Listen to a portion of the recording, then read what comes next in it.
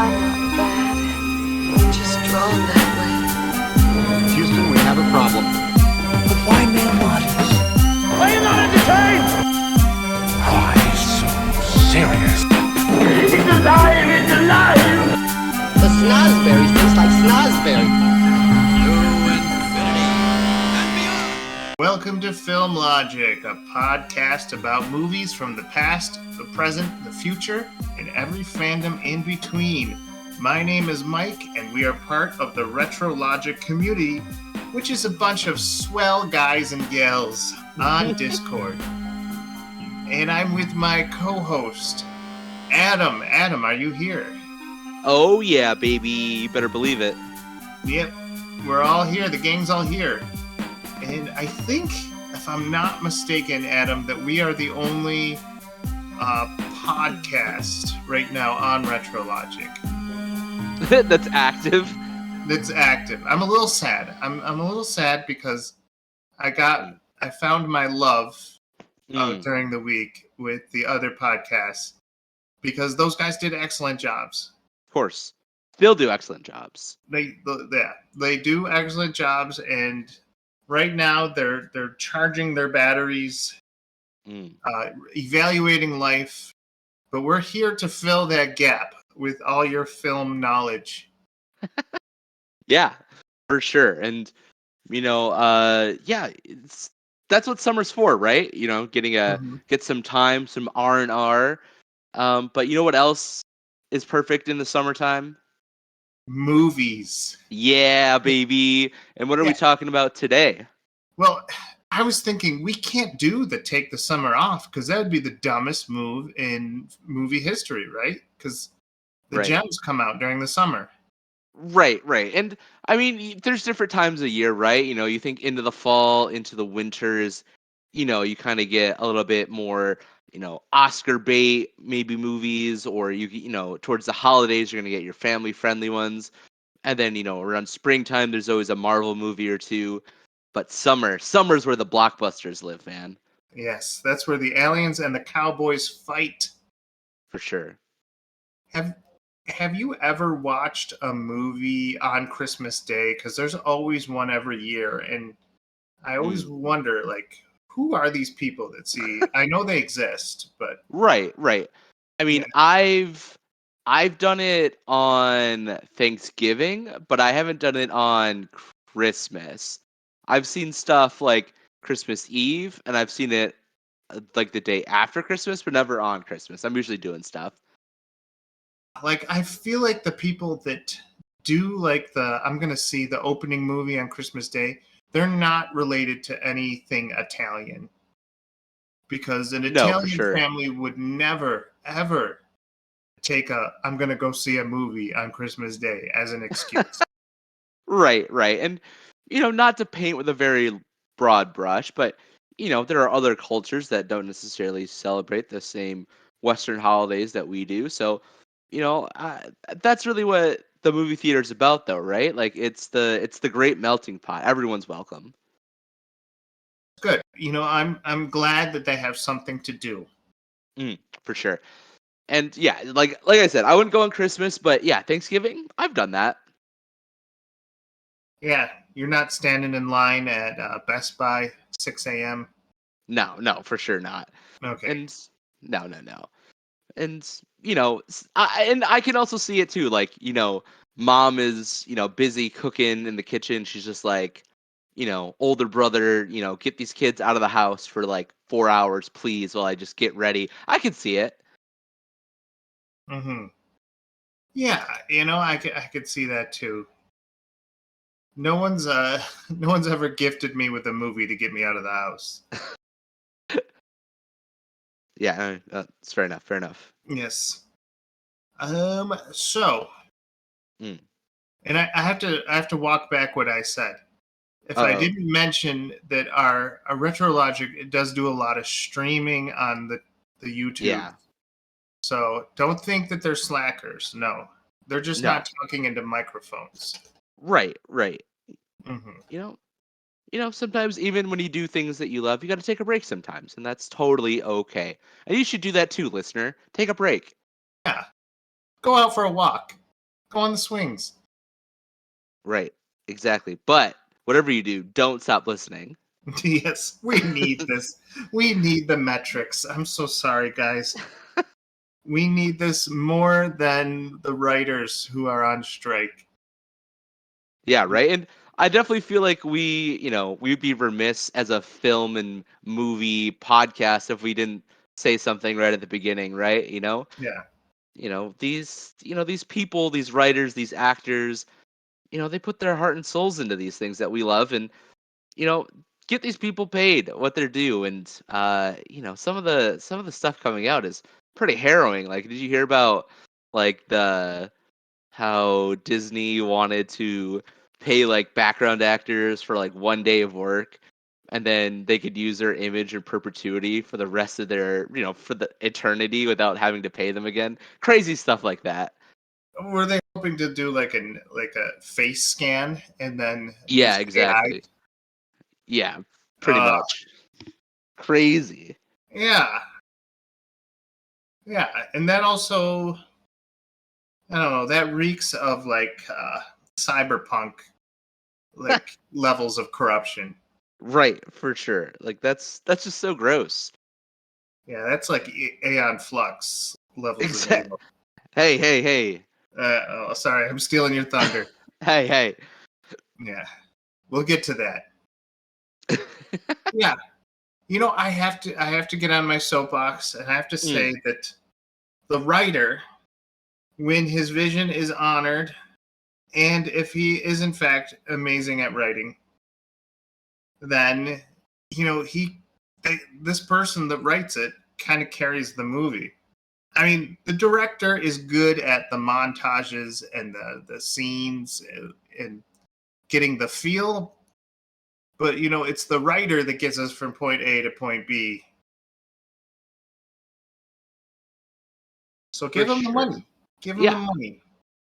For sure. For sure. It's yeah, whatever soapbox, how little or how big that we might have it, to pay these people, right? And Yeah. the point of these of movies and stuff is that they allow us to, think about the big questions, the serious questions, and they allow us to be truly what's human and explore what that means. And you can't get that through an AI, and pay these people the wage that their labor has earned. Absolutely. Or hire me, because probably the going rate is really nice compared to. I know I couldn't live in LA with what writers are making now, but I could live in Rochester. Yeah, but don't be a scab, Mike. Don't No, cross the picket line. Don't do no, it. I won't do it. Speaking of crossing lines, what have you been watching in the last 2 weeks, Adam? Man. Well, I mean, I've been, obviously anxiously awaiting this week. Oppenheimer comes out this Thursday, and Barbie also. Barbenhammer. Hashtag Barbenhammer.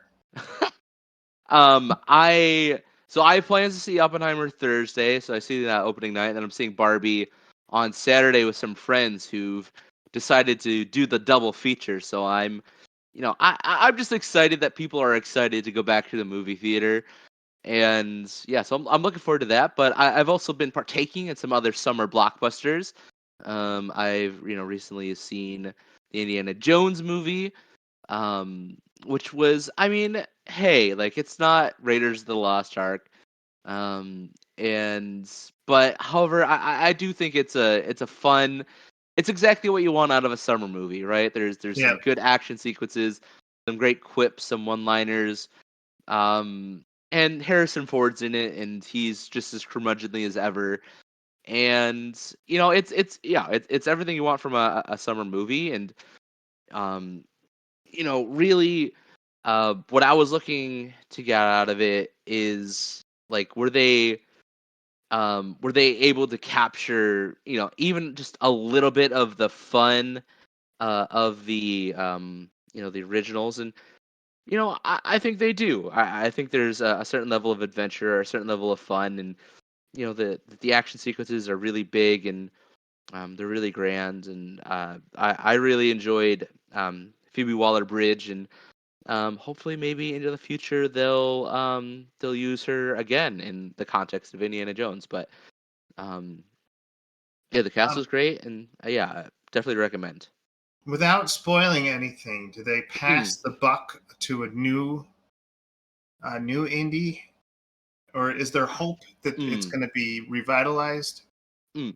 I I think that they kind of do yes and like they the way that it ends, it definitely feels very final. It feels very wholesome, and it feels very fulfilling. Um, and I think that they leave the door open for other things to take place in the universe of Indiana Jones. Mhm. Um, but I don't think that Harrison Ford and the studio would want to go forward with Indy Mhm. as like the main protagonist. Yeah, okay. And in the after credits scene, does Angelina Jolie and Nicolas Cage, in their respective, goes like tomb raiding jobs, visit him and say, "We'll take it from here." Yeah, no, I wish. I mean that's that's some Marvel DC stuff. Yes. But yeah, so I saw that in theaters a couple weeks ago, and the other thing that me and my friends have been getting into is a couple of my friends hadn't seen any of the Harry Potter movies, so we've been slowly making our way back through those, and we just saw last night. We watched the second one, the Chamber of Secrets, and I don't know what happened with CGI and the effects in the time between like when Harry Potter and Lord of the Rings and those movies were coming Mhm. out and now, because the second Harry Potter movie still looks as good as it did on the big screen as it does now. Like it holds up. The practical CGI effects look really great. It's really clean. The acting. I mean, you know the actors. I don't have Yeah. to say anything. You know what it is. You know what you're getting. Yeah. Um, but it holds up, and how many movies can you say from 15, 20 years ago that you could say that about? Baffles me is that WB, Warner Brothers, billion-dollar company, made the Harry Potter series. Right. They have a track record of knowing how to make beautiful, artistic, fantasy-driven things. And yet, the company that should be known for beautiful art and imagery, DC, is having the most trouble with it. Like, Yeah. there has to be a conspiracy. It's insane. Like even like their live action stuff. I mean, of course, you think about your mind immediately goes to just WB's past relationship with Christopher Nolan and just the perfection there. Um, Mhm. but even stuff like 10,000 BC or the Batman Lego Movie or Mhm. Argo, even some of their stinkers like Wrath of the Titans, Yeah. like they still look beautiful. Kong Skull Island, beautiful. Yeah. Right? So that's why my theory still stands is that this is intentional. Yeah, I don't know what it is, man. Anyways, enough superhero talk. Yeah, no superhero talk. Yeah. You've been hearing enough of our superhero talk, so we did exactly the opposite of superheroes. Um, I want to talk to you about two things I saw, or no, Mhm. three things I saw, uh, and they all have different levels of disturbingness. So, first of all, there's the Mm. horror of I'm gonna murder the title, but it's a Prime exclusive about the hold on, let me look it up. The Horror of Dolores Roach. It's about a lady who's a masseuse in current day, like New York City, and she finds out that she's an accidental serial killer, and she's with this very creepy dude who really wants to get behind her and help her, so he keeps cooking the people that she accidentally kills. And yeah, it's supposed to be like a modern day Sweeney Todd, Okay. demon barber of Fleet Street. Sure. But it's incredibly disturbing. Like Prime, I know they're all about that. Like they're like, oh, Netflix is turning up the maturity level. Well, we can be twice as gross. And man, they serve it on a platter. Like the scenes I've seen in this movie, both gory and sexual, are living in my head rent free. Yikes. And like I was just kind of watching it in the background. My wife, she's into the murder mystery stuff, and this was more murder than mystery. But Did she enjoy it? I think she didn't enjoy it when I started not enjoying it. It's supposed to be one of those like life gets crazy and look how gory it gets. Make your skin kind of crawl series. I'll have to say that the ending, I don't know if it was an ending or a lead into season 2, but the ending looked kind of dumb. Like it didn't pay off very well. Yeah, and it definitely seems like one of those kind of movies that has a really great pilot and maybe like has legs for an episode or two, but then you look at a 10 season run and you're like, or like a 10 episode season run and you're like, maybe not. Yeah, it's one of those things that looks better in a trailer.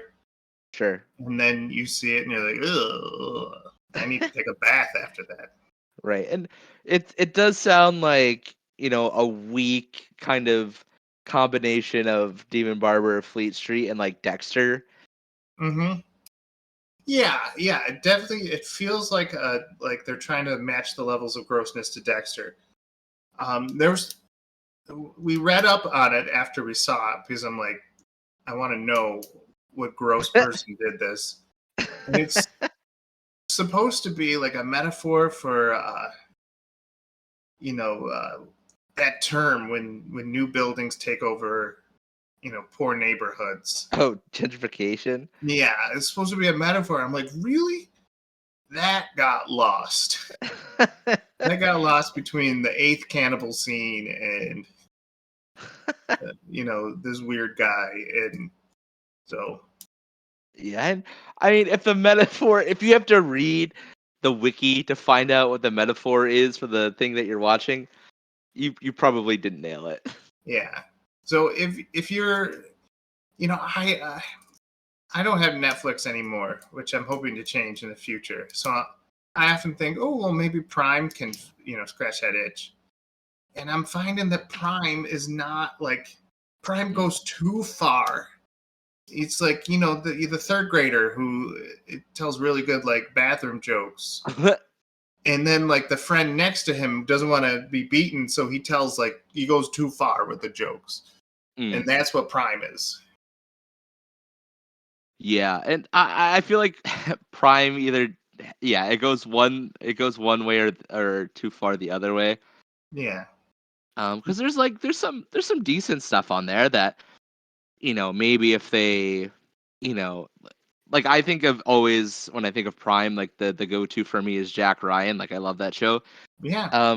But I just wish it was a little bit more violent. You know what I mean? Like, like it just feels a little too USA prime time, or like USA, like the reruns that play at like 3 p.m. when you come home from school.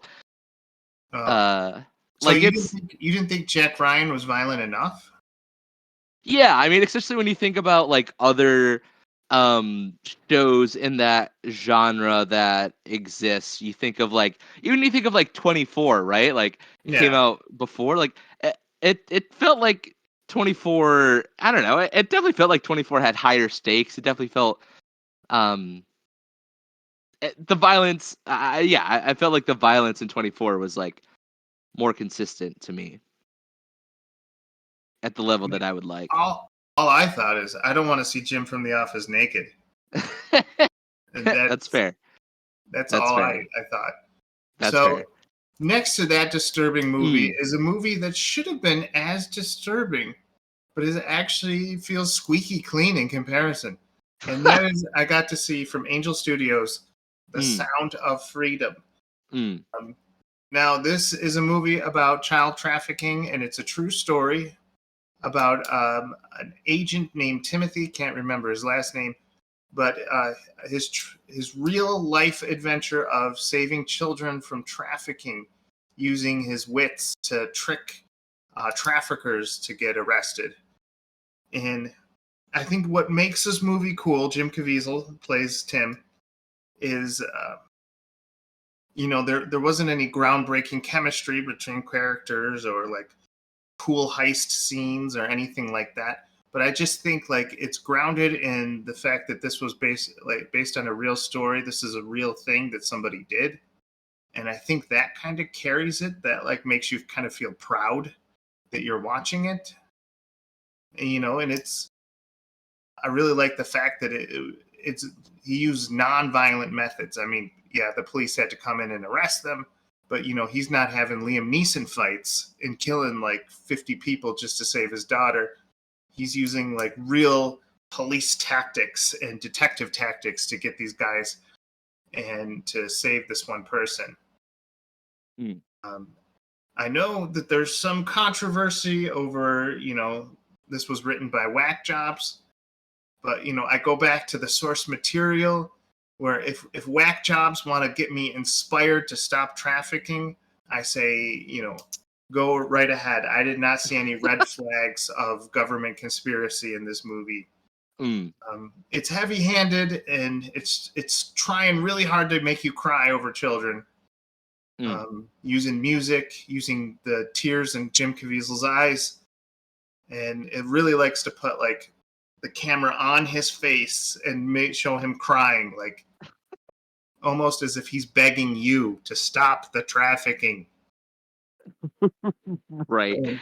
But it's a feel good movie, especially when you get to the end. So, and for sure. Another note about Angel Studios is they're trying to hit home runs with their drama and even their science fiction. There's this movie called Cabrini, which seems like a dark historical tale about early New York, about this nun named Cabrini who started the Sisters of Mercy organization that kept people from dying when they were trying to immigrate in New York's like beginning stages of life. And it was a really weird trailer, I have to say, because every scene it had this actress come up and say, "I'm just an Italian woman," or "I'm a woman from Italy." And another guy would come up and be like, "Oh, is that the Italian woman? Oh, it's me, the Italian woman. Oh, the Italian woman can't do it. Oh, are you calling me an Italian woman?" And it's like every scene is trying to, in this trailer, they're trying to beat it over the head that she's an Italian and she's a woman. And then it ends with Jonathan Lithgow saying, "I honor you like a man. Oh, but I'm an Italian woman." It's just, weird. It's funny. It's like, okay, we get it, movie. Like this is a big thumbs up for the ladies. We get it. And Italy for some reason. Yeah, right. Who'd have thunk? Who'd have thunk? Yep. And finally, I saw the movie Secret Invasion, or not the movie, the series Secret Invasion. It gave me all the Bourne Identity feels. Really like Samuel Jackson's role in it. I haven't seen past episode 1, so I only know like 2 Skrulls. And it bothered me that they were naming off Skrulls that like Nick had been a part of in his life. they're like, oh, is that, blah, blah, blah Skrull? Oh, and he'd be like, oh, yeah, I remember him. But he's not as bad as blah, blah, blah Skrull. Oh, yeah, he's way worse. And I'm like, who are these people? What am I missing? Right, who are you people? Yeah. Yeah, for sure. And I mean, maybe at some point down the road, we'll do maybe when it's all done, we'll do a comprehensive conversation about it. Maybe we'll bring back some previous guests that enjoy Marvel. Yeah. And we'll do a conversation. But that's not what today's about. No. Today is celebrating a special lady. An Italian woman? Oh, okay. No, she's not. But before we get that, Adam, I have to end on I have to end our beginning on a lighter note. Yes. So do you ever think about, like, you've seen trailers like 10 years, 15 years ago, and you're like, did I see that trailer? Does that exist? And I've had that feeling. I've had that deja vu where I'm like, yeah, that was definitely a trailer. That was definitely a trailer. And so I've been thinking about the cast of Baby Geniuses. Baby Geniuses are about these babies that have superior intellect. And the movie did so well, despite its Rotten Tomatoes score, that they had a second Baby Geniuses 2, where the babies get superpowers. And I know we're not supposed to talk about superheroes, but these babies got me thinking. It's been 20 years since they did this movie. Right. They'll forever have that in their resume, even though they were 1 year old or whatever. They were walking. So I had to wonder. Like, did they move on from just being these drooling babies? And fun fact, all of these babies are twins or triplets, because you can't have a baby, like just a lone baby on this. On the studio. You have to like there's like some rule that you can only have like a baby in front of a camera for 15 seconds or something. So they had to like bring in their double. Sure. So I looked up these babies and I wanted to quiz you if you can guess where these children have what they have done. Okay. Hopefully none of them are in jail. So here's the fun fact, though. All of these babies have twins. But right. One baby within the twin or triplet subsection does something in the future. Oh. So one twin is like, I'm really into this movie making business. And the other one is kind of like, nah, it's not for me. Okay, fair enough. Okay. So Super Babies, Baby Geniuses 2 has Max Isles, who plays Archie. Okay. Do you think Archie was in an episode of Law & Order SVU or an episode of Agents of S.H.I.E.L.D.?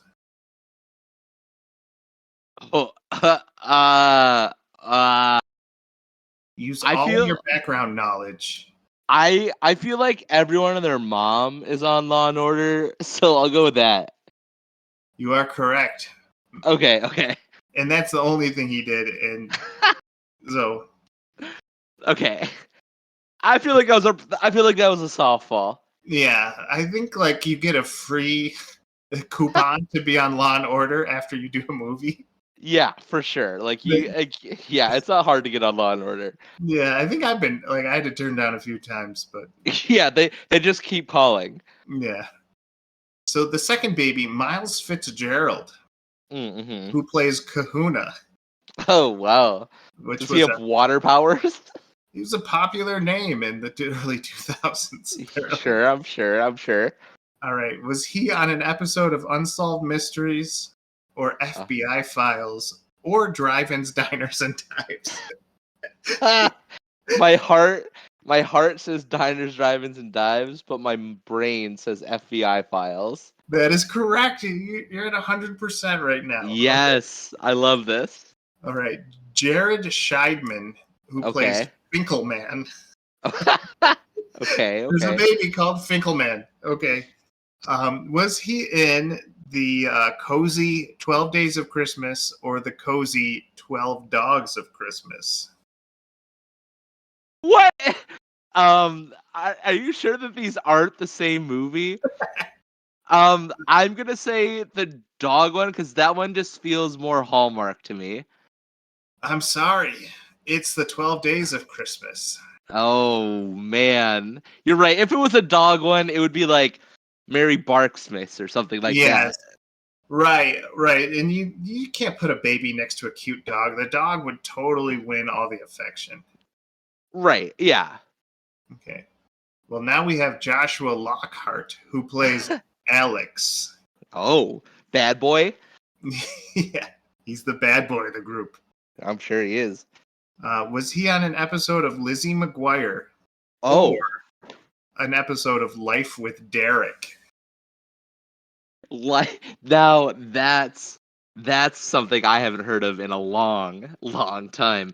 I feel like Disney really liked his work on Super Babies because that was the kind of drivel that they were putting out. So I Right. feel like it was just a straight pipeline to Lizzie McGuire. Ah, I wish I could say yes, but all this poor baby could get was Life with Derek. And once Life with Derek and some other project he did, he was like, nope, I'm done. Good for him. Yeah. And now we have the very famous Anastasia Travato, who plays Tasha. Okay. All right. Was she in the children's movie $1 Million Parakeet or $1 Million Dog? There's no way they made a movie about a parakeet. Right? Like, there's no way. Who watches that? I Give me don't the know. dog. Always the dog. The dog is $1 million. That is correct. Yeah, there's no way. A parakeet? Come on. What's the market? Yeah. It's a narrow margin. That's what I'm saying. All right. And finally, I had to go to this other movie that I've always been curious about. Mhm. You know how Jim Carrey was amazing in the 90s and he played the first comic book character to be like Deadpool? He played in The Mask, right? Yeah. Mm-hmm. Well, there's a sequel to The Mask called Son of the Mask, Correct. which takes all the cool comic book things about the mask and Right. makes it about like a toddler who wears the mask Right. and does crazy stupid baby antics. Typical early 2000s things. Well, that's played by Ryan Falconer, Okay. who plays Baby Elvie. Oh, right, as you do. Now, was Baby Elvie, was he in Renfield? Was he in Secret Invasion? Or was he in Baby Steps and Paw Prints, a featurette on the DVD of The Son of Mask? I'm gonna go with the last one. That is correct. That kid has done nothing with his film career. Hey, I hope that all these people found their calling in life and that they escaped out of the shadow of their domineering stage mom and dads. Right, it's so sad to see that none of them got the acting bug. Like Right. longer than one episode of something. And it's so hard, right? Because like you want to be able to create stories and you want to be able to, tell stories that involve kids and children, but Mhm. child actors, they kind of suck. Yeah. Right, and it doesn't carry. Like you can say to a toddler, "Oh, you were in this movie that made $100,000," and they're like, "Yeah, I don't even remember." And you're Right. like, "You ungrateful." But I'm okay with the writers of these two movies not getting paid that much. Right. Yeah. Right. And I mean, can you think of anyone that's and of course there's you could throw a hat at any dozen of child actors that are still successful. Like, Daniel Radcliffe or the Fanning sisters or Drew Barrymore or whatever. But can you think of anyone that was like a baby actor that's still like acting? I Right. can't. There has to be some psychology that if you're a toddler in a show or a movie, Right. it's like that's what kills the passion for you. Yeah, right. Like maybe the closest I could think of is like maybe like Neil Patrick Harris being on Doogie Howser, Yes, but like I don't know. maybe. Maybe the Olsen sisters, but like they don't really act anymore, and Right. their Yeah, sis like their sister's way more famous. they're probably the most famous toddlers to have kept the job. Yeah. Right. So if you hate acting, ask your mom if you were in a movie as a toddler. Right. Actually, it's probably Drew Barrymore, right? Like that's like she's probably the most famous. Right. How young was she when she was in a movie? Because she was the kid sister on E.T., right? Yeah, yeah. But I don't know how young she was. Hmm. I don't know. Who knew 20 years later, Never Been Kissed would skyrocket her career? Right? Or the famously the guy that plays Short Round and then also just won for Hmm. Best Supporting Actor, Juan Lee. Hmm. Um I mean, he's probably up there, right? Yeah. Well, thank you for playing my game and for us all like going on this journey to see whatever happened to the Super Babies Baby Geniuses too. Yeah, And right? Whatever happened to him? yeah. But speaking of someone who doesn't need to be a toddler and definitely doesn't need to be a twin, we're going to talk about the Summer Actress of the Year 2023, Charlize Theron. Yeah. Woo! Yes, Adam, we stewed over who's going to be our summer portrayal. We talked about Pitts and Brads and Cruises Yeah. and Mirrors, and I am happy we landed on Charlize Theron.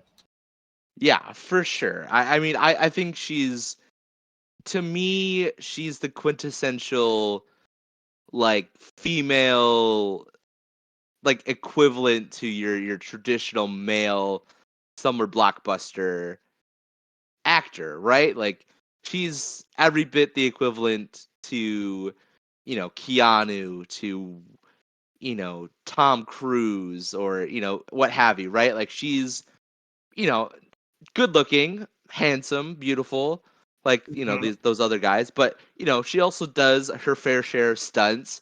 She's tough as nails and, she can act her socks off and yeah, and she's been in a lot of, what I would consider summer hits. And yeah, the season, the movies would look a lot differently without her there. She's definitely in the top echelon. Yeah, I mean, you can get excited about her action movies, but you shouldn't like Liam Hemsworth her because she wants to add a brain to her acting career. She doesn't Hmm, want to just go out ramming cars into other cars. She wants to feel the drama and the the the risk of acting in each movie. for sure, for sure. I mean, I think, the of course she's been in a lot of things that you know, are very popular, but I think what launched her into superstardom was Mad Max a couple years ago. Yeah, I think she really kind of stole the spotlight from Tom Hardy, which is, that's hard to do, right? Like Tom Hardy is, yeah, someone that I would say is, in that conversation about, summer blockbuster actor. Um, but yeah, you can't look away from her, and she's on when she's on screen, and it's, her acting chops definitely burst off the screen. right. You know, her career is so diverse. Mm, You know, she's in summer movies like The Italian Job. But then she's in tearjerkers like The Cider House Rules. And Right. then, she's in movies that make you think and are edgy movies like Young Adult. And then you think you have her pegged, and then she goes to full Atomic Blonde. And then you think you have her pegged there, and then she's a voice actress on Kubo. Right. Also, very underrated animated movie. Right. So, I don't know if this is like me going too far, but like when I see Charlize Theron as like on a movie, I automatically think, okay, this is going to be a smart movie. This is going to be a movie that makes me feel something. This isn't going to be junk food. Right. Right. Hmm. Exactly. Like for every Italian job, she does something like Bombshell. Yeah, right. Like I would say that like Italian Job. Well, no, she was in the Fast and Furious. I was going to say, okay, so she is able to do junk food movies, but even then, she doesn't let it define her. Right. Right. And I would say that's she kind of like, to me, her equivalent, male actor would be Keanu Reeves, right? Like she's in these big grand sci-fi blockbuster movies, Mad Max, Mm-hmm. to his Matrix. She's in these like really gritty kind of action, real world sort of, hunt him down, shoot him ups, like John Wick, and her being in like The Old Guard and Atomic Blonde. And then she's also able to like do, things like, your generic, just like cool action with things like, his like 47 Ronin, and her doing The Italian Job, or you know Right. um stuff like that. And it's, yeah, I think that they're very, very, very comparable, and they both look incredible behind the wheel. Right. You got to put them. You got to put them in cars. For sure. Yeah. So some cool things I learned about. I'm so glad I learned about Charlize Theron. She was born in Benoni, Johannesburg, South Africa. They wouldn't tell me the year because they're probably IMDb is a gentleman. Yeah, no, respect. She was gonna go into ballet and modeling. She did things. She won awards for her ballet and her modeling. Right. She did things like Swan Lake. But then when her knees got injured, she gave up modeling and ballet to do acting. Mm-hmm. And her fun story is she moved to LA, and when she would go from place to place trying to get acting gigs, when she went to a bank, she tried to cash a check. But when it was refused, she made a huge tantrum and a stink that a movie scout got impressed and gave her his card. So imagine having such a beautiful tantrum. A guy who can make you money is like, I want that tantrum behind a camera. Yeah, get that thing behind the camera. Yeah, None of my tantrums in Starbucks get any of that positive attention. Right. Also, I don't want to. I don't. We're already rabbit trailing. I offhandedly said a little bit ago that Mad Max came out a couple years ago. It came out in 2015, so I don't. It's more than a couple years ago, and I'm super depressed about that. Yeah. Anyways, moving on quickly. Right. So her first movie was Children of the Corn, Urban Harvest, which I had no idea. Right. Lynn and we saw it. Someone posted it free on YouTube. So Lynn and I saw it, and we're like, wow, Children of the Corn #3. Like the corn actually goes into the city. That was the whole gimmick of the movie. But I'm sure she did a wonderful job. It was her first gig. She would go on to win the Best Actress for a movie called Monster in 2003.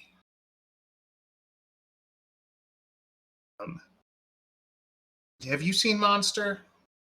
I have not personally seen it, but I generally know what it's about, and I know that it's, I mean, not that Charlize Theron or Christina Ricci needed, any more oomph to their to boost their careers, but I do know that it's like, their seminal works in their background histories, and it's a pretty serious, it's a very harrowing story, right? Charlize Theron plays a serial killer in it, right? Mm-hmm. And it's directed by the same person that did Wonder Woman, Patty Jenkins, It's all coming full circle. right? Oh, it's back to superheroes. Right. No, we're moving on. Nope. We are. Yep. Um, Yes. but yeah, no, yeah, that movie definitely got it got a lot of buzz, and um, I think what was really interesting was the conversation around that movie, because I think kind of really up until that point that came out, Charlize Theron was definitely more of, people thought of her as, they liked her just for her looks, and then when she did that movie, um like that wasn't what the character was, right? Like, Yeah. she wasn't, done up. She wasn't like, she wasn't trying to emulate the model ballet of her past, right? Like, she was this very Right. down on her luck sort of um prostitute, and in the movie, and people were like, "Oh, right, she's not just, a pretty face. Like, she can really really act." And I think the conversation shifted from her just being another, starlet in Hollywood to, oh no, this is a leading lady. This is someone that, has some serious chops. Mm-hmm. And before that, she was in That Thing You Do as like the adorable girlfriend, Right. sharing the scene with Tom Hanks. And I think everyone wanted her for her looks. And then Yeah. I really think she proved that she can be like a gross person. Yeah.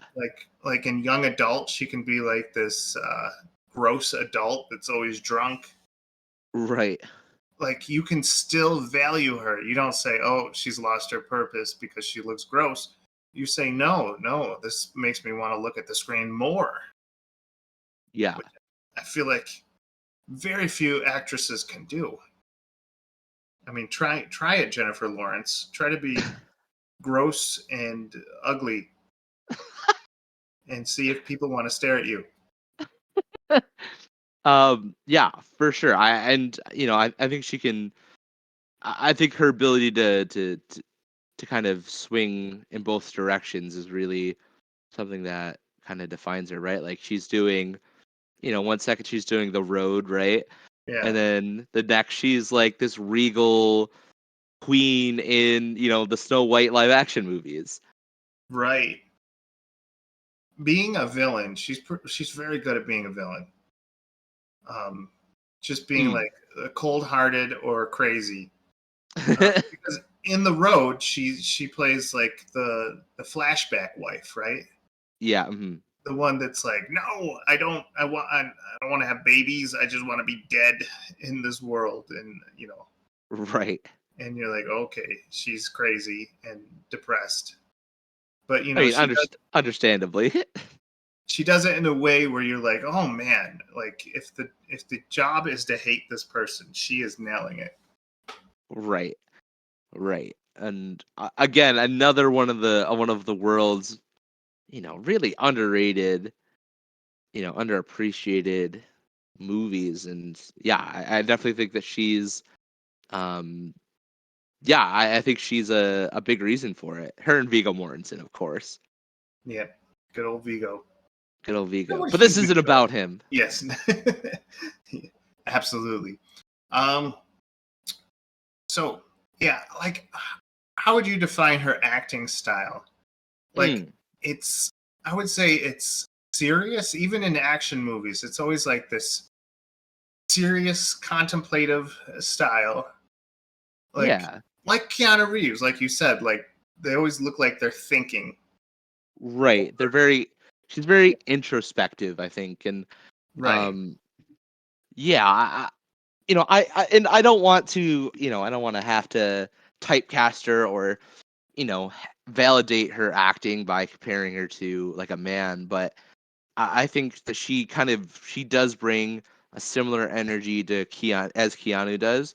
But I think the difference is, whereas Keanu is definitely more, which is, you know, uh, he Keanu brings a certain level of like grace. I Yeah. guess like he's very like flowy with his actions, Hmm. um, and he just flows into his movements. Whereas Theron, it feels like she's very direct, right? Hmm. Like every one of her movements has impact, and Yeah. there's not like a lot of wasted energy, right? Like, you Yeah. know, she everything she does is purposeful, and Yes. she has a very commanding presence. And she always plays a character that's being rushed to do something or irritated by Yeah, something or yeah, I don't have time for this garbage like that. She right, has that face in a lot of her movies.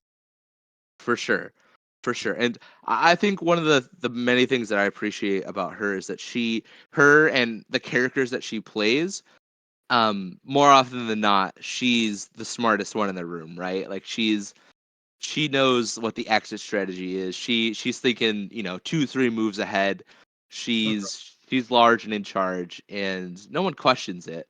And that's really, it's always awesome to see. And um, to me, what I kind of keep going back to, and something that I'm really excited for, um, is the second iteration of her movie, The Old Guard. I think I've talked about it on previously on this podcast, Yeah. but yeah, she kicks serious butt in that, and she takes no prisoners. And um yeah, I'm really excited for the second Yeah. iteration of that. And she had that same acting kind of mindset. They're like, I'm getting too old for this. Yeah, Everything irritates me. You know, right, I'm in a rush to live my own life. Get away from me. right.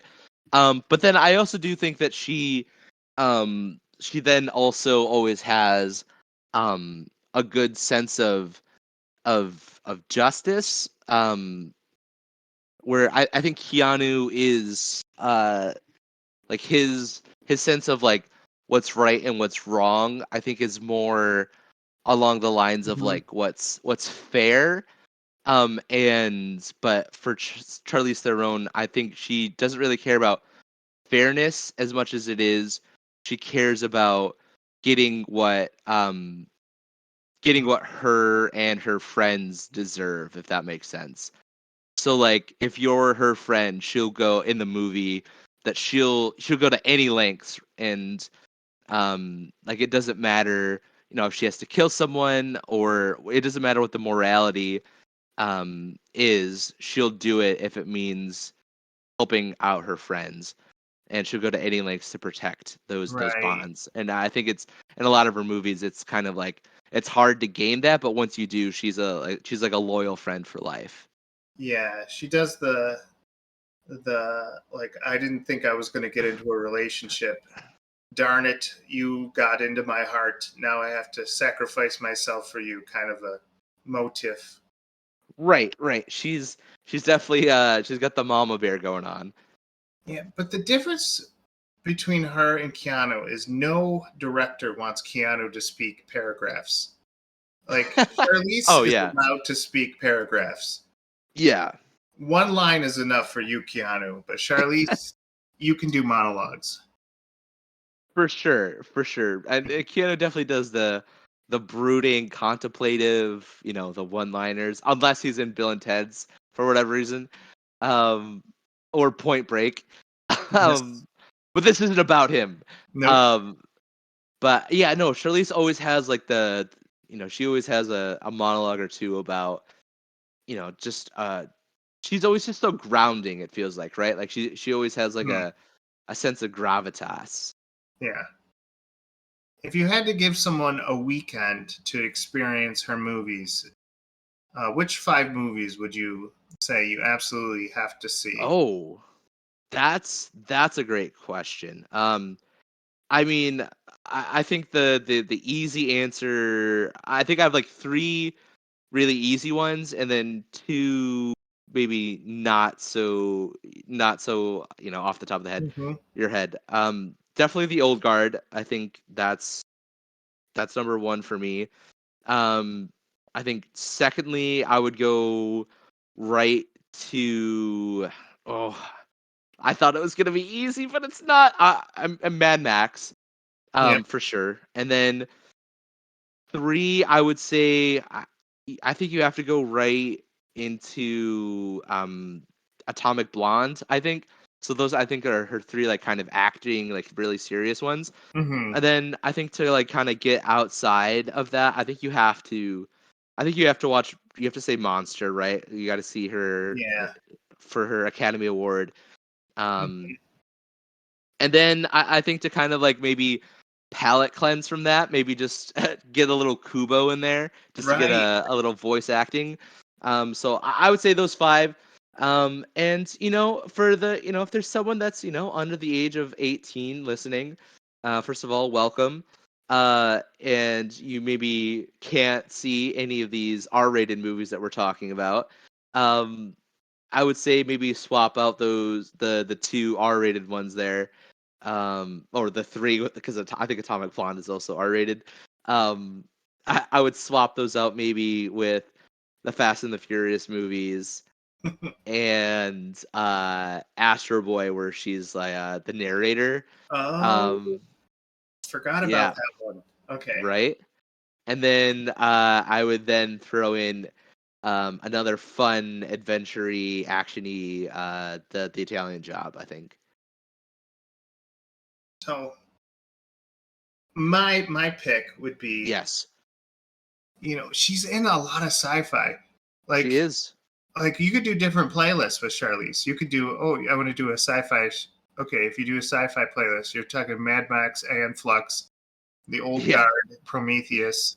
yeah, If you're talking about like movies that tear at the heart and are about relationships, you want young adult, you want monster, yeah. Bombshell. yeah, bombshell. The Cider House Rules. I mean that is an award-winning movie, Yeah, and you can see her in her '90s career.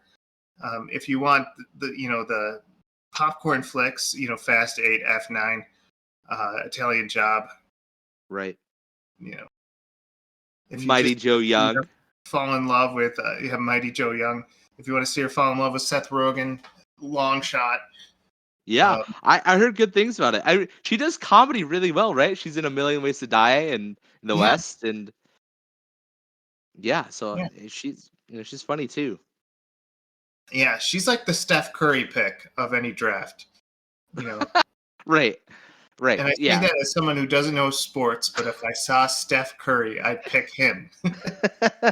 No, I think that's really good. I think that's really accurate. And Yeah. yeah, I think if you look at her list, it definitely, it reads like Leonardo DiCaprio, right? Like it, the roles that she has a lot of hits, not a whole lot of misses, and but I would say even beyond like what Leonardo DiCaprio or Tom Cruise does, but she does just a lot of genres, and she does a lot of genres really well. She does kids movies, she does comedies, she does these biographic ones, um, bioflick ones. She just action. She does it all Hmm. and does it all well.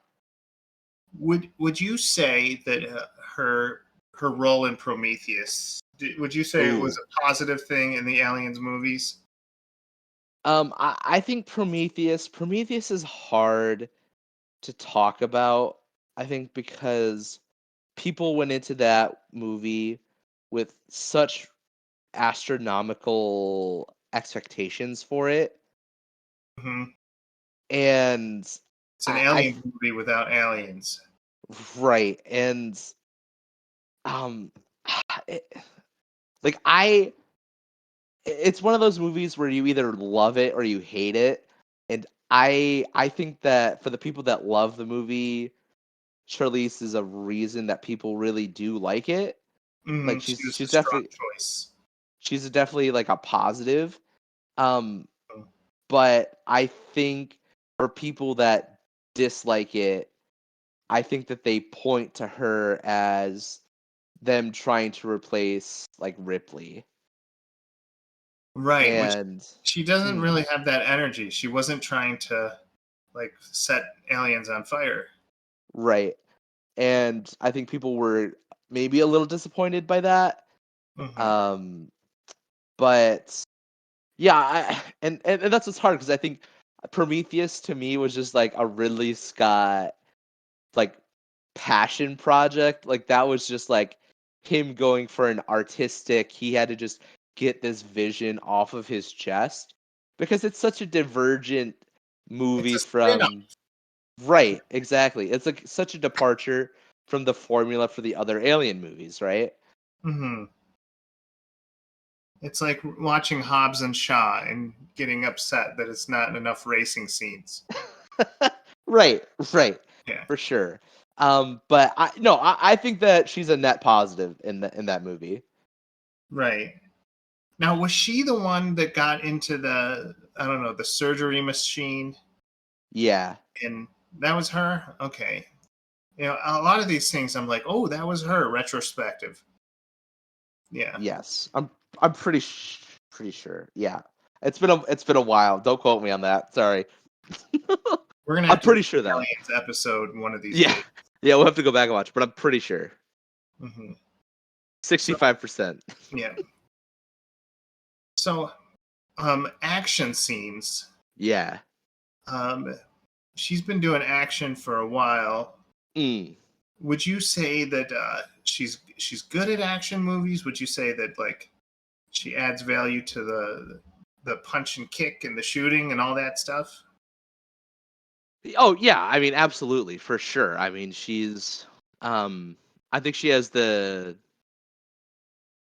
I think the problem that I think some female actors have in portraying action is that a lot of them are physically smaller and the way that their action sequences are shot don't favor them.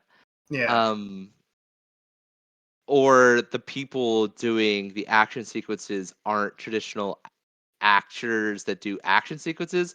Like I was always really on the fence about like Scarlett Johansson being Black Yes. Widow, right? Like she's not a traditional action hero archetype Right. in my mind. Don't great actor, Yep. but like I definitely see her as more of a oh hey she's in Wes Anderson's Asteroid City and she'll probably get some Oscar buzz for it, deservedly so. Um, but like that's where I see her. Yeah. Whereas Theron has like this physical presence, right? Like she's Yeah. in you don't lose her in the fray, right? Like you can see her, you know exactly where she is, and she's the center of attention. Yeah. And yeah, Yeah. like she's fantastic. Yeah. With the Black Widow, with Scarlett ScarJo, Hmm. um, she like as soon as she was in action scenes in these Marvel movies, she made it popular for that wrestling move, the Hurricane Rana. Yeah, Every female is doing a Hurricane Rana, which is where you wrap your legs around someone's head and spin around. yeah, And I hate that. I hate like that just because she did it in that one movie. Now everyone's doing a Hurricane Rana. If you're a female, it's like it's a law. Um, I'm glad. I don't think Charlize does it in the old guard. I could be wrong. Um, but like I like the idea of females doing like karate kicks, taekwondo, blocks, punches. I know Carrie Ann Moss with Trinity made it cool for women to like jump up in the air and then everything to freeze. And like everyone's copied that and they kind of see that as like if women are going to be in fight scenes, it has to have that energy, the Carrie Ann Moss energy. And I think Charlize, she doesn't go down those roads, and I'm glad. I don't think she like her roles are like heavy in karate, but they are in like Just practical fights. yeah, I think she's just brutal. Like I think in like in Mad Max when she's like fighting with Tom Hardy, right? Like she's his every physical match in that, right? Like she's doing these really, you know, she's grabbing him and throwing him, and she has one arm. Like she's, tossing him around. She's, throwing him, grappling. Yeah, like she does a lot of traditional quote unquote male actions, Yeah, but she's, still every bit, a female in how she carries herself, and it's yeah, it's powerful to see. and part of me really wanted, like, we had homework assignments. We had to watch Yeah. one movie, um, and talk about it. I really wanted Atomic Blonde, but I'm going to Yeah. tell you about the movie I did see, which I thought was really good as well. Should Mm. we just go over to show and tell? Yeah, for sure. Yeah, and I think my for me it would have been very easy to pick, any of the movies that we've been talking about bigging up. Like I could have just gone and watch, like I could watch, Mad Max and The Old Guard back to back for like days on end. Like I'd be okay with that. Hmm. But I was like, I know Aeon Flux is, not the most critically well received, and that has scared me off of it. And Well, the plot is ridiculous. oh, it's ridiculous. Yes. And and maybe this is a conversation for another time, but the West, for the life of us, we cannot figure out how to adapt anime properly. We we No. just can't. We cannot. And um and it, like yeah, so the plot makes no sense. And Yep. um but what it does lack in that is it does have some pretty cool action sequences. So I mean we could talk about that, but I mean, did you want to introduce what you ended So up we seeing? saw Aeon Flux, which I did Mhm. see at theaters by myself, um, when it was out, because I just wanted to get a cool popcorn flick. I Yeah. don't remember when it came out. I was probably in college. Um, but I saw, like, I went through her movie filmography, and I saw In the Valley of Elah, Okay. which it's so Tommy Lee Jones. The movie is mostly Tommy Lee Jones, but Tommy Lee Jones finds out, during Project Iraqi Freedom, that his son goes AWOL. Like, he just came home from a tour in Iraq, and then his son goes off the reservoir, and Tommy Lee Jones is in charge of finding his son. And Charlize, she plays kind of like a detective, who kind of works beside him, and she carries the energy of someone who gets harassed in her precinct because she cares too much and she's a female, and the guys kind of like they kind of gaslight her on a lot of things, so she has to like be extra tough and kind of like cuss them out a lot. Hmm. um, she also has that same energy of like, I don't have time for this, I have a job to do, you know get out of my way. So that's kind of, but like beside that, you also see that she's a mom, and she's taking care of her son by herself, and she kind of learns a few things from Tommy Lee Jones, who plays like this dad who's been in the army. He's done his military time, and he kind of lives by military rules.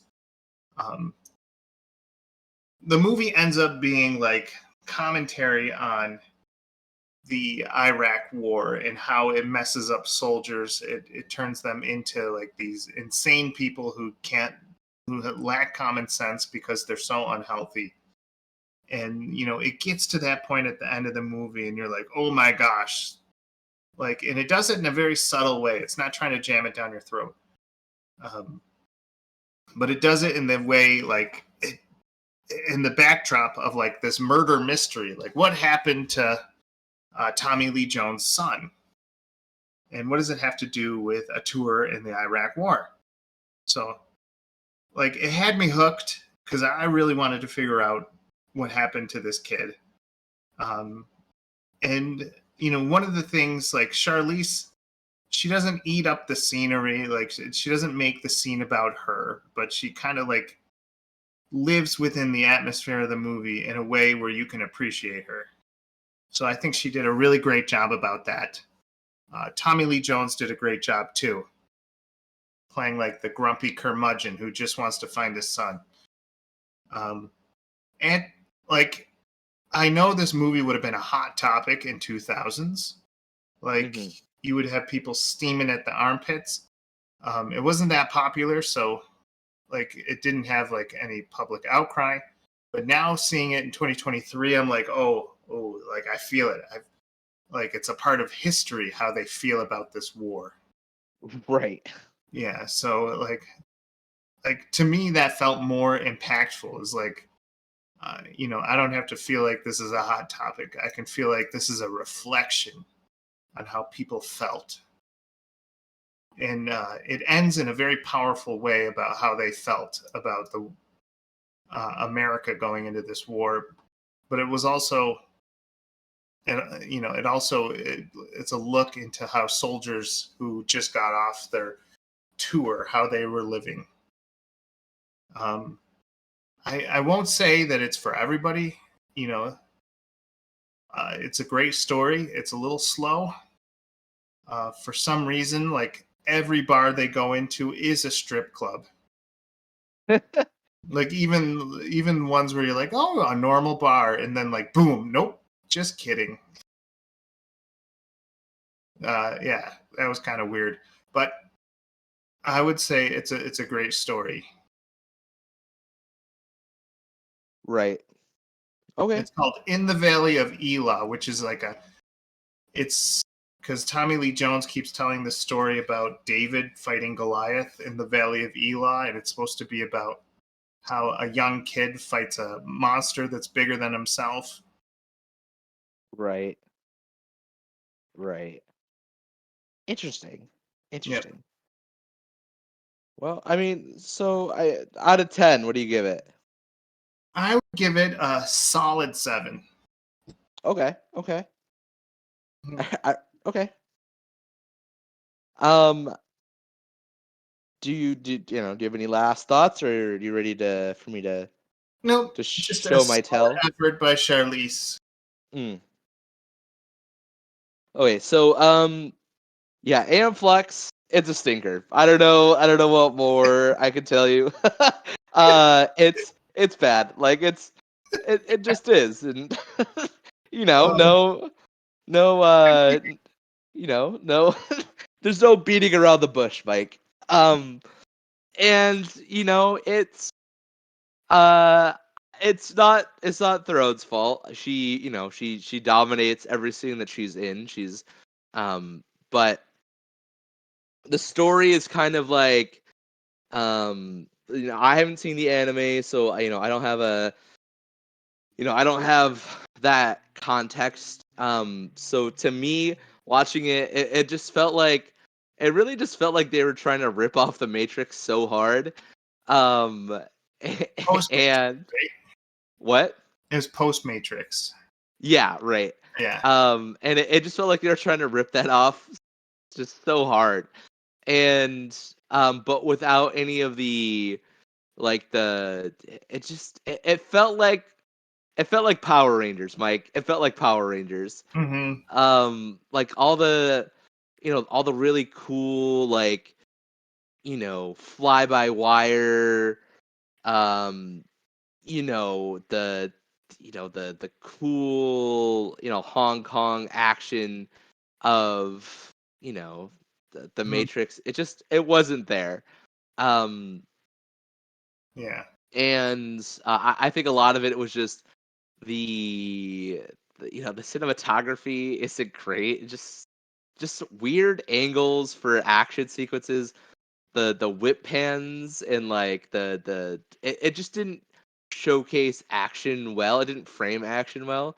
Yeah. Um, and it tried to do the old school like slow down before a bunch Right. of kicks and stuff, but it didn't have the charm. And a lot of times when people were shooting, they would just like stand still and shoot, and then they would be confused as to why they got shot back and fell over.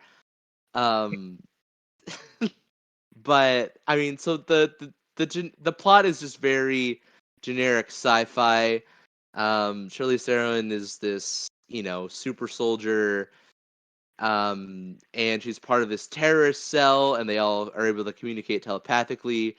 And like one day they come back from a mission, and she finds out her sister has been murdered, and she kind of tries to find out, who's responsible. So they go to assassinate the leader of their government, but then they find out that their group has just been like used, like manipulated from behind the scenes.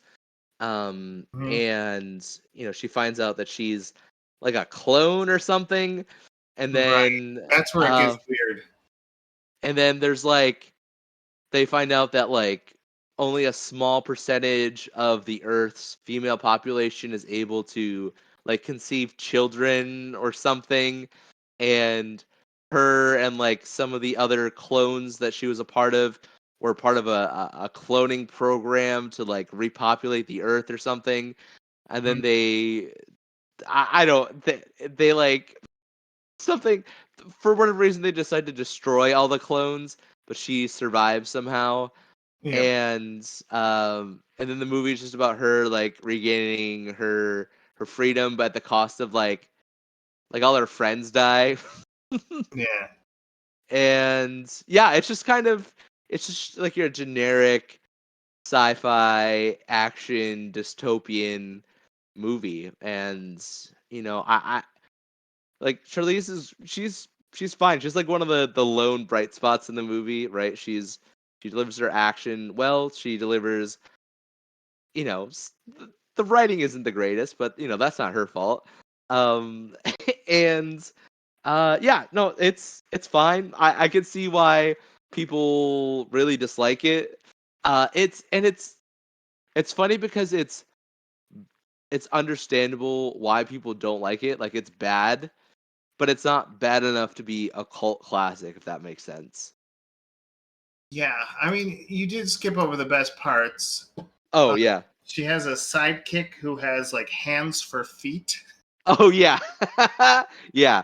and they communicate by putting like a metal M&M down each other's throats using the tongue.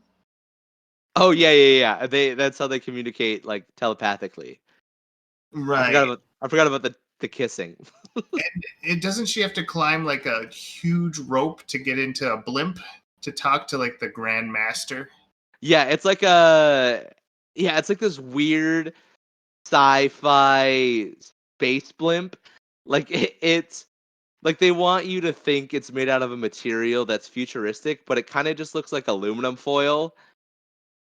Mm-hmm. And she like basically climbs up like a bed sheet. Yeah. And just looking at the trailer again, I'm Mhm. reminded of what the whole purpose of this movie was, and that was to see Charlize Theron in skimpy outfits. Like that was 100% the purpose of this movie. Yeah, so I mean, not great. I would give it maybe a 4 out of 10. Um, Well, um, yeah. IMDb gives it a 5.4 out of 10. So Oh well. there's always the fans that love it. Right. And like to me, like it lacks any of the kind of like whimsy and fun that make bad movies enjoyable to watch. Mm. like I think of, have you seen like Bulletproof Monk Yes, or um unfortunately. so like that, or like Equilibrium. Yes. I would put in like that same sort of category where they're kind of just mindless, senseless, doesn't really make sense action sci-fi movie. Uh, but those other movies have a certain joie de vivre, and I think it's just because I think Ian Flux is trying too hard to be taken seriously. Where Hmm. if they just kind of like leaned into the absurdity, it would have been better received. Maybe, I don't know. Yeah. It did win 2 Stinker Awards, which I didn't know that was a Whoa, company. prestigious. Yeah. Do you remember the movie Ultraviolet with Mila Jovovich, which came out a year after? Yes, Um, like so that those were the popular things out there. You get a chick, you put her in some skimpy tight outfit, and you make her do like Trinity moves, and right, hopefully the story makes sense. But they didn't really care that much. right, right, and that was kind of like where female action heroes were kind of dying, right? Like in Yeah, the early 2000s, like that was the like, hey, at least we're making a movie with these women actors in them, right? And you're yeah, like, well, okay, Hollywood, but can we get a little substance to them, please? And I think that's really what's important to get from Aeon Flux. I think is to look hmm, back at that and then to put that up against her character in Mad Max, right? Like it's totally the opposite, right? Like she's not in, these really revealing clothes. She's missing an arm, right? She's dusty, she's grimy, and her hmm, presence in the movie, isn't about her looks. It's her acting and her talent at violence, and hmm. she kicks serious butt, and Right, yeah, it's great. absolutely. And you can rip most of her hair off in Mad Max, and she can still be worth watching. Exactly. Hmm. Right. But not to say that she can't look beautiful while kicking butt, right? Like Yeah, she still looks great in Atomic Blonde. She looks great in in The Old Guard. um but she can do it all. Like she's not just about the skimpy outfits. right. And I think they total. I mean, she was young back in 2003, so they had to win over the male audience, and so of course they're going to put her in tight whatevers. Right. Um, but now I think that's the greatest thing a female actress can do is her, like, when they earn the right to wear normal clothes or movie appropriate clothes. Um, once that happens, then they can start making movies that they actually like. Right, for sure. And like you said, like you look at the trailer for Aeon Flex, you're like, oh, this is just a vehicle to oogle at a hot lady. Hmm. Whereas now you're like, that's like an added bonus, right? Like, Yeah, you can't say that you're not, you don't get a little excited when you see John Wick in a nice suit. The same thing goes for Anna de Armas when she's wearing a nice ball gown in James Bond. yeah, Like you gotta, it's not, it's nice when you're able to do that, but that shouldn't be the focus. right. And as I'm looking at the Mad Max Fury Road trailer and the Aeon Flux trailer, I'm realizing two different attitudes towards Charlize. And Aeon Flux was about seeing her whole body flipping, flying, moving, slinking. While Right. Aeon Flux while Mad Max Fury Road is all about seeing her face in expressions and Mm, close-ups. And so, like, she definitely earned the right to be seen as an actress with facial features other than just a body. right, right. And I definitely think she's definitely paved the way for other actresses. So, the bar for entry isn't so high. Yeah. You think of, modern day like female action actresses, I think that they owe a lot to her, and I think she's Hmm. definitely very um they were a debt of gratitude. Yeah.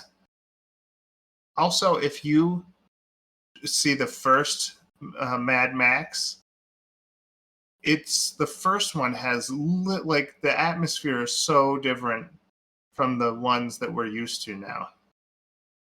Like that Mad Max had the first one had like grass, nice suburban houses, Right. like some British guys that look like they got out of a bar, just being kind of bullies. Right. And then you have like this one where like everyone's wearing like metal on their face and has robotic arms and slaved women. It's Right. so weird. Right. For sure. For sure. Can't we return to Thunderdome? Don't we all? Mm-hmm. Weren't they there was supposed to be like a sequel that was supposed to come out. Maybe that's just been in the works for a while, wasn't there? I thought there's supposed to be an all female, like around that like group. Yeah. I don't know. Maybe I've heard someday. things. Maybe someday. But okay, so imagine if Charlize Theron. We have to talk about superheroes. A little bit. We're put into these fandoms. I Yeah. wrote down 4 fandoms, Yeah. and you would need to come up with a role for her to play that she would really shine in. If Yeah. she was in, okay, so the first one is Batman, the second one is Star Trek, the third one is G.I. Joe, the fourth one is Toy Story. Yeah. I also got our Discord to weigh in on this, and they actually came up with some amazing answers, so I'm going to read those. Yeah. But you tell me what you think she would do in those roles. For sure. For sure. Should we hit it right in order? Yeah. So I think I think the direction that Batman is heading now, of course, is like younger, right? Like Robert Pattinson and Yeah. so I think that I don't think Charlize Theron necessarily fits in that universe, but to me, if I were to expand the Nolan universe and that time period, I think Charlize Theron would be a perfect Barbara Gordon / Oracle in that universe. Oh my gosh, yeah. Like I think that I think she's perfect for that, right? Like, Yeah. I think the current like Birds of Prey Barbara Gordon is right up Charlize Theron's alley, right? Like she's definitely no holds bar, definitely more. She doesn't have as many qualms as the rest of the Bat family about doing what needs to be done, and if she has to kill, she has to, but if she'll avoid it as if possible, but she's not unwilling to, and right, and I think that she's a little bit more morally ambiguous, and I think that conflict between how she views criminals as Barbara Gordon and as Oracle would be a great kind of foil to Christian Bale's Batman, because I think Christian Bale Batman he's right, like the running theme is right, he's a symbol, right? He does the things that he has to do so Gotham can be pure, right? Like he like he's willing to get his hands dirty, but he still has lines that he won't cross, and and I think that conflicting, like that going against Barbara Gordon and being like, well, because you weren't willing to go far enough, the results are what happens with Bane, and like I love to see, like, when Batman is gone from Gotham in that time after he gets broken by Bane, like Barbara Gordon, Charlize Theron is trying to keep the city together, and she has to do things that she's not proud of, and when they come back, there's a bit of conflict about what needs to be done, but then in the end, they work it out, and they're able to to save the day. So yeah, to me, I think that's a no-brainer. What do you think? Yeah, my Batman pick for her, if she was in the Pattinson universe. Mm, She would definitely be a good like corrupt politician, yeah, for or sure. like a politician with a secret. Yeah, sure. Like, Maybe Court of Owls. Maybe she's in there. oh yes, that'd be perfect. I would even maybe go as far as to say, though I don't think she could pull off the monster. She would be like a female Two-Face. Mm. No, Um, I love that actually. I think that would be really. I think she would nail that. yeah. If she was in like maybe 10 years ago, if they ever made a remake to Batman Returns, she'd be a great Catwoman. To Yeah, I honor, could see that. yeah. In the Nolan universe, I think you nailed it with Barbara Gordon. I think she would be amazing. Um, I don't know. Should I go into what our? No, I won't go with what our crowd says yet. Okay, move on to Okay. Star Trek. Mike, I think that there's one answer and one answer only. She has to be 7 of 9, right? Like Oh my there's gosh, yes. right. There's no other role for her. Um, I mean, I think yeah, She's she's definitely not a Donna Troy. right for sure. Yeah, I think that she fits that character perfectly, right? Like she's no nonsense, right to the point. Yeah. Commands each room that she walks into, and yeah, she's no nonsense. I thought about maybe gender swapping Riker, but Oh, no. I went with 7 of 9. I think she's perfect for 7 of 9. If they do like like a modern with the Chris Pine, that sort of universe Yeah. of Star Trek, I think I think she'd be a perfect 7 of 9. Mm-hmm. All right. Yeah, I would say, like, I can't think of anyone else other than 7 of 9. Um, or like all I can think of is Donna Troy or, uh, you know, Uhura. Gamora. But Oh, Uhura. you could, yeah, like, that's definitely a no. So it has to be right. Right. I mean, yeah, I think that there's a lot more like female characters in later versions of Star Trek, like Janeway and Chakotay and Yeah. not Chakotay. Yeah, just like Janeway or um Hmm. whatever. But but I think she's perfect as 7 of 9. Like I can't see anything else. Or playing like the delegate, like the royal delegate of a planet that has to like meet the USS Enterprise, and for some reason she has like a secret. She'd be good at that role. Um yeah, for sure. No, I totally I could see it. I mean, I feel like she could replace Benedict Cumberbatch very easily. Yes, Um, she would be a good con. yeah, I think yeah. So, She's got the yeah, blonde hair. she does have the blonde hair. She's got the cerebral thing down.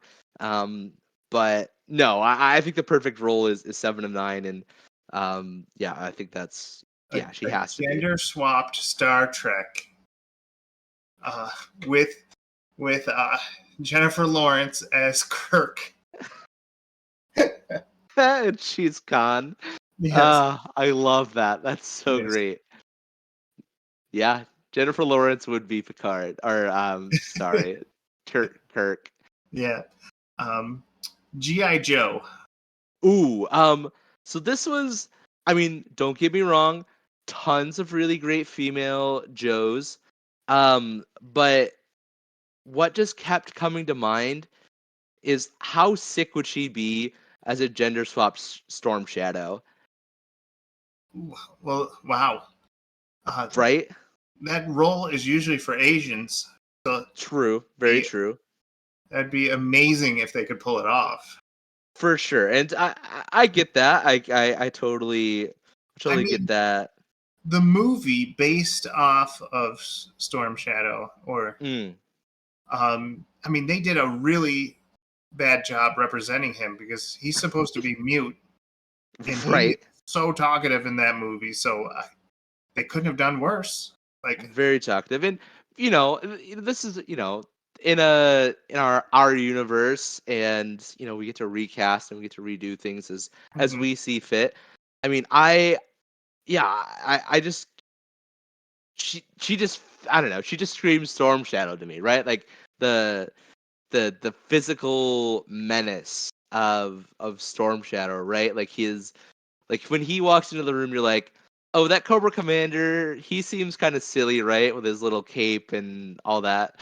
But like Storm Shadow's like the bad guy, right? Like he's the one that you're yeah, physically scared of, and yeah, I'd love to see it, and I definitely agree. I think that you got to definitely be sensitive, and you want to cast you yeah. want to cast with respect to the characters. Um, We don't but want another Ghost in the Shell, ScarJo incident. for for sure. Um, So that would be but hilarious. Like, I could see right, that as an SNL skit. right. But you forgot, Mike, that we're casting this in a world where things things are good, right? Things are nice. We can Things, make it work. yeah, we don't have to worry. We don't have to worry about that. We don't have to worry about racism. We don't Yeah, have to worry about this is a fantasy world. right. Um, So, but oh yeah, go ahead. well, I was going to say, most people don't know there's a G.I. Joe agent named Covergirl Mm, who was like this beautiful. Before she became a Joe, she was mm. this beautiful model. But then, like, she kind of got up there in age, or she decided on like a career change. And Mm, so she's kind of known as like the hot G.I. Joe of the group. But like that's her secret power is everyone overestimates or underestimates her, and then she shows that like she can repair a car, or that she can dive and do welding underneath the water. And that's kind of like she has like the gifts of a seal, but she's got like these gorgeous looks. So I thought that would be a cool take on the character. yeah, for sure. You were going to say something. Oh yeah. So yeah, so my mind kept going to Snake Eyes, or not Snake Eyes, Storm Shadow. Mhm. But um if I didn't want a gender swap, Mhm. um I mean, I feel like there's no other answer than just Baroness, right? Like she Like, has to be Baroness, my God, she was made for it, Adam. right? Like, That's what I'm saying. after the Huntsman, um, it pretty much solidified that she was going to be Baroness. Right. And so I'm like, once again, the Snake Eyes movie had a lot of weak castings. Like Yeah, for sure. their version of Scarlet, which I think she would be a great Scarlet too, was just She kind of like, she'll play all the female Joes. yeah, it was like their version of Scarlet was a literal Scarlett Johansson watered down, like the we have Scarlet at home Right? kind of. And like I was so sad that that was the best they could do with her. Um, and like their Baroness kind of was weak as well. So like I I've often like I wrote an article once talking about what if Nolan made a GI Joe movie. They'd be And sick. yeah, really just wrote into the strength and the espionage and intrigue of all the characters and the politics behind it. And uh, I think she would be prime for any one of those characters. Yeah, for sure, for sure.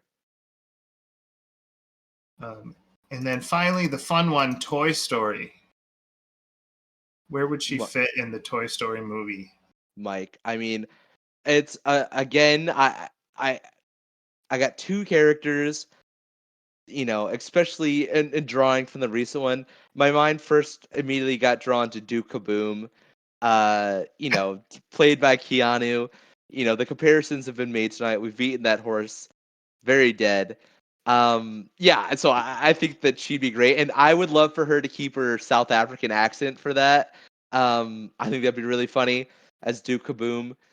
Uh, but I also think that she's perfect for Bo Peep in that Toy Story movie as well, because she kind Or of maybe the gets this live whole action.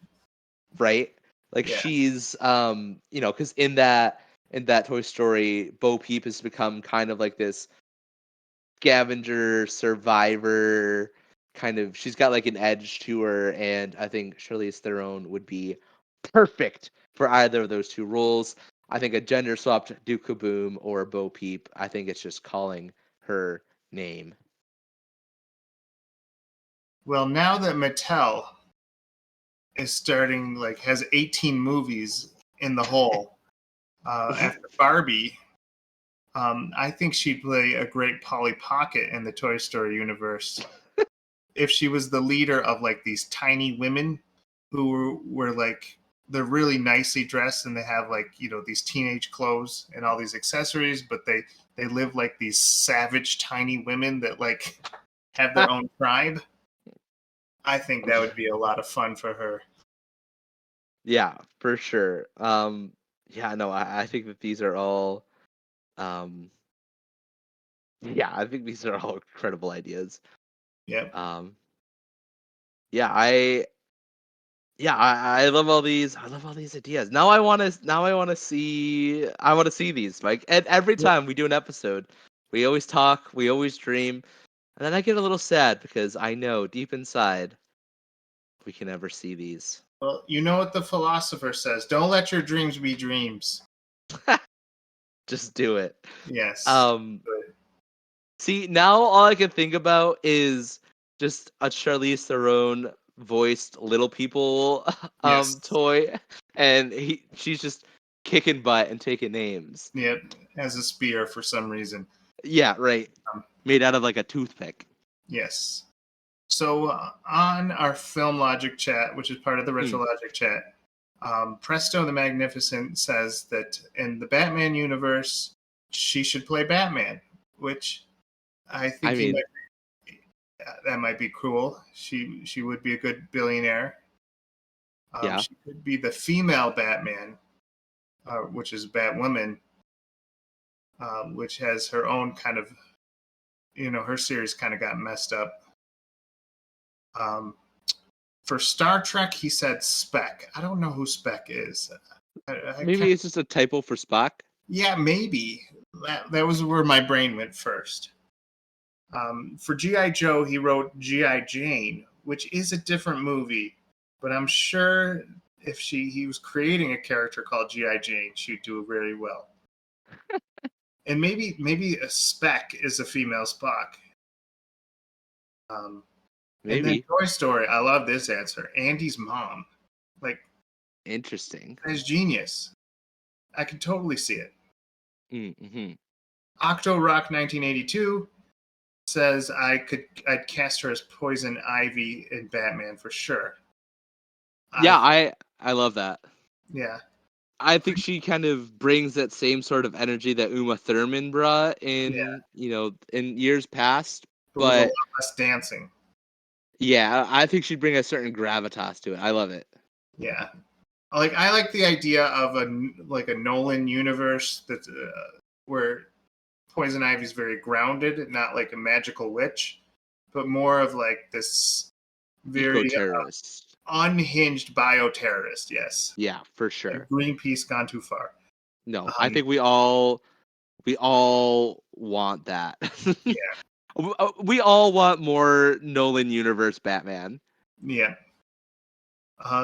Solo, we miss him, and yes, we miss. He'd be talking right now if he would.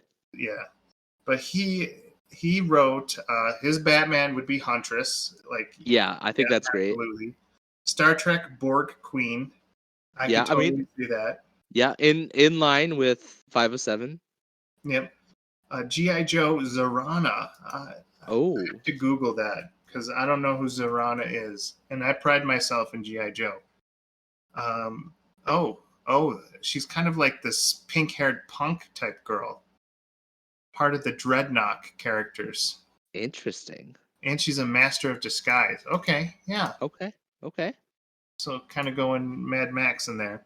In Toy Story, he wrote a smartphone. She could play Siri, the Siri of Toy Story. Yeah, I love the idea of like, Woody and Buzz are zipping around an RC car and they like need directions and they, pop open a kid's like cricket Yeah. like phone and choose the voice. That's great. Oh, even the idea that like Toy Story 6 would be the kids are on their smartphones and toys are dying, losing like imagination life. It seems like a brilliant idea.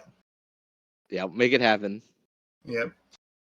So I think we nailed it on the head. Charlize Theron, I don't know if you're listening, but we're definitely going to hashtag your name in Twitter. So I hope that gets your attention. But Yeah. thank you for everything that you do, and I'm interested in seeing what free movies pop up that I can watch. Yeah, and I think the one thing that we can walk away, if there's anything we can walk away from in this, is Charlize Theron would absolutely shine in whatever role you put her in, and that's why she's the ultimate summer blockbuster actor. Yeah. It's one of those people that when you see their name on the DVD cover, you're like, okay, there's at least part of this movie I'm going to enjoy. And there's not too many people you can say that about. I know you can say that about Tom Hanks and Daniel Craig, but no one else. Well, anyways, thank you everyone for listening and taking this journey with us. As we go through summer, Adam will figure out what Oppenheimer and Barbie's all about. Yeah. I'm probably going to figure out, I'm going to see probably some movie and rave about it. Hey, I mean, I got tickets for the Ninja Turtles movie coming up, and I'm pretty excited for that. Yeah, I'm going to be talking about that as well. We definitely should. And maybe, just maybe, we'll see Blue Beetle. Who knows? Here's hoping. Yep.